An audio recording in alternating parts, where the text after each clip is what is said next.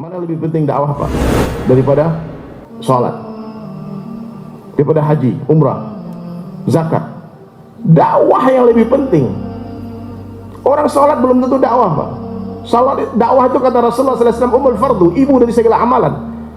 Kalau kita dakwahkan itu dakwah, insya Allah orang yang kita dakwahi dia akan sholat, dia akan zakat, dia akan puasa, dia akan haji. Tapi orang haji belum tentu dakwah, orang zikir belum tentu dakwah, orang kajian belum tentu dakwah. Tapi orang dakwah pasti belajar. Dia pasti akan haus akan ilmu.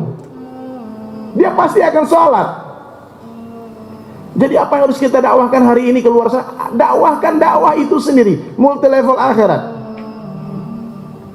Itu orang-orang non muslim, dia pelajari cara dakwahnya Rasulullah, bagaimana bisa berkembang. Maka terciptalah itu multi level marketing itu. Dia janjikan royalti. Allah Ta'ala menjanjikan royalti juga. Kalau kamu ajak satu orang berbuat kebaikan, kamu dapat royalti 100% sempurna amalan orang itu. Bukan 10%, bukan 2%, 1%, 100%. Jadi dakwah ini adalah pekerjaan yang paling bergengsi dalam pandangan Allah. Perintah Allah yang paling dahsyat, perintah Allah yang paling besar. Kenapa? Karena Allah sendiri buat dakwah. Wallahu yad'u ila daris salam. Sesungguhnya Allah itu dai, mengajak manusia kepada surga.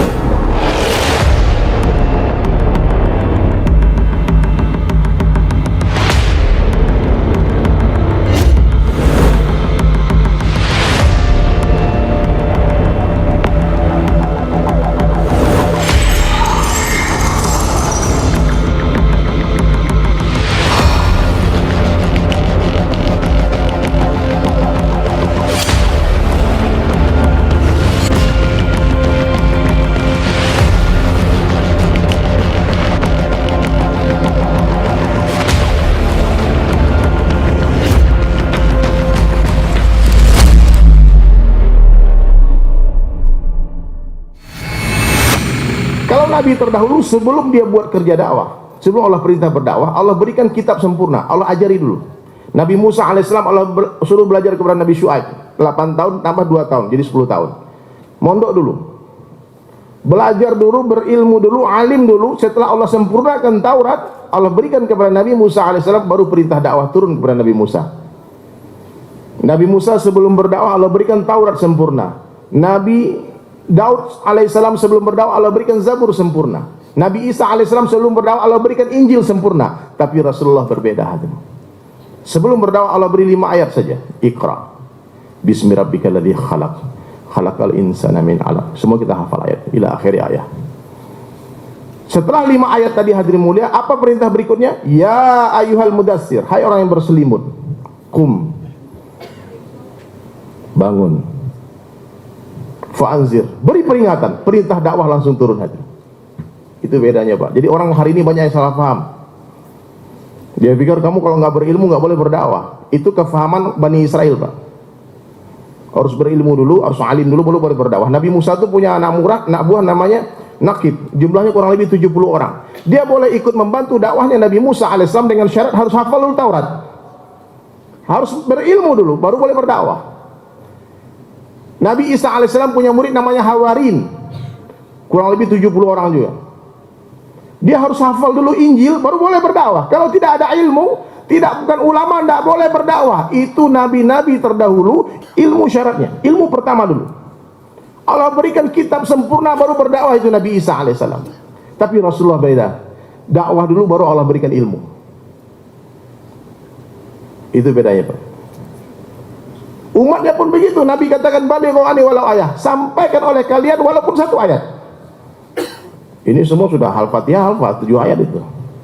Jadi kita tidak ada alasan lagi alibi mengatakan saya tidak ada ilmu, saya tidak boleh berdakwah. Kecuali antum tidak hafal Al-Fatihah, tidak bisa syahadat. Tapi kalau sudah bisa mengucapkan 2 kalimat syahadat, keyakinan kita mesti disampaikan. Jadi hadirin yang mulia, kalau saja nabi-nabi terdahulu seperti sebuah mesin yang bisa mencetak 1000 buku, Rasulullah sallallahu alaihi wasallam seperti sebuah mesin yang bisa mencetak 1000 mesin. Coba tuh pikir saat, apa bedanya?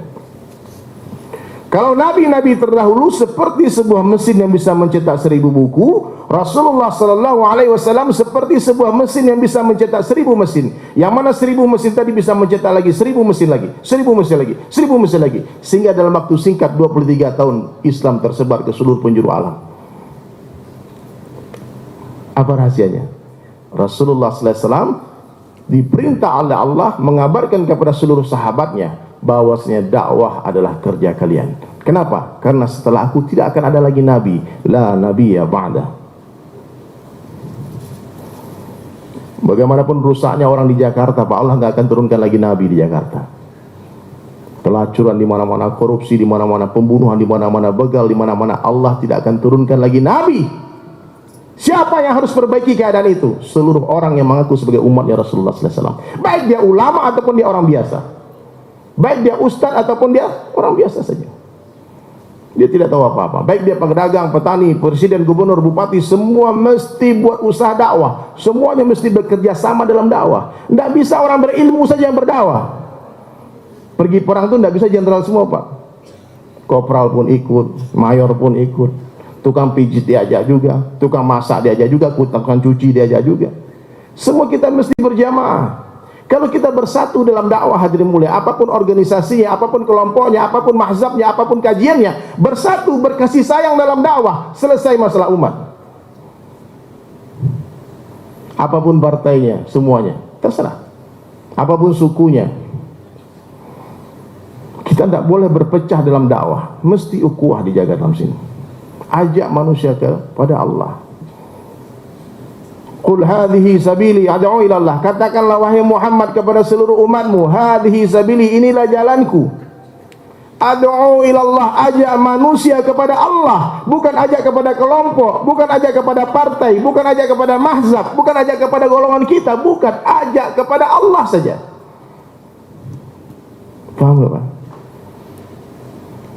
Nah, jadi hadirin mulia, dijelaskan di dalam Al-Quran, kita mesti berbangga kepada nisbat satu Islam. Wa man ahsanu qawlan mimman da'a ila Allah. Siapakah yang qaulannya? Antum kalau buka kitab tafsir, saya bukan ahli tafsir, tapi saya baca-baca saja. Itu ulama menjelaskan qaulan itu maknanya perkataan, perbuatan dan tulisan. Jadi siapa saja yang tidak bisa berucap, dia bisa menulis. Antum bisa menulis, bisa berbuat, berakhlak. Itu dakwah. Mimman da'a ila Allah, daripada orang yang berdakwah kepada Allah. Jadi qaulan itu disamakan dengan dinan. Siapakah yang agamanya yang lebih baik daripada orang yang berdakwah mengajak manusia kepada Allah? Siapa, Pak? Pertanyaan Allah tidak perlu dijawab karena tidak ada jawabannya. Sampai detik ini, Pak, setiap majelis saya tanyakan, Ustadz, Kiai, Tuan Guru, Ajangan, Maulana, Syekh, tolong jawab pertanyaan saya. Apakah ada perintah Allah yang lebih besar dari dakwah? Sampai hari ini belum ada satu orang pun yang berkicau mengatakan ada. Ada, Pak? Mana lebih penting dakwah, Pak, daripada sholat, daripada haji, umrah, zakat? Dakwah yang lebih penting. Orang sholat belum tentu dakwah, Pak. Sholat, dakwah itu kata Rasulullah SAW, umul fardu, ibu dari segala amalan.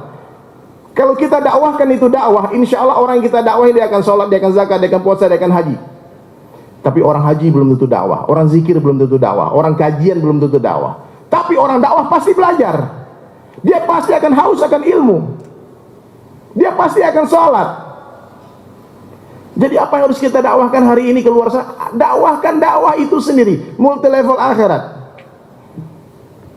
Itu orang-orang non muslim, dia pelajari cara dakwahnya Rasulullah, bagaimana bisa berkembang. Maka terciptalah itu multi level marketing itu.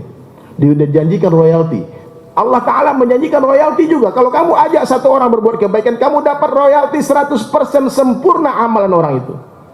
Bukan 10%, bukan 2%, 1%, 100%. Jadi dakwah ini adalah pekerjaan yang paling bergengsi dalam pandangan Allah. Perintah Allah yang paling dahsyat, perintah Allah yang paling besar. Kenapa? Karena Allah sendiri buat dakwah. Wallahu yad'u ila daris salam. Sesungguhnya Allah itu dai, mengajak manusia kepada surga.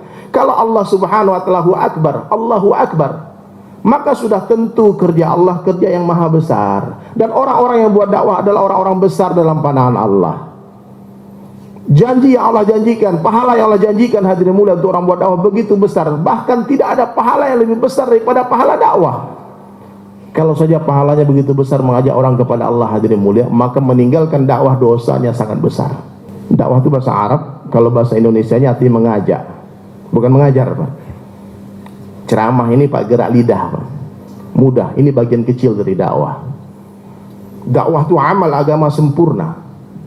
kadang dengan pakaian kita, dengan muamalah kita, muasyarah kita. Bapak berdagang, transaksi, orang bisa dapat hidayah.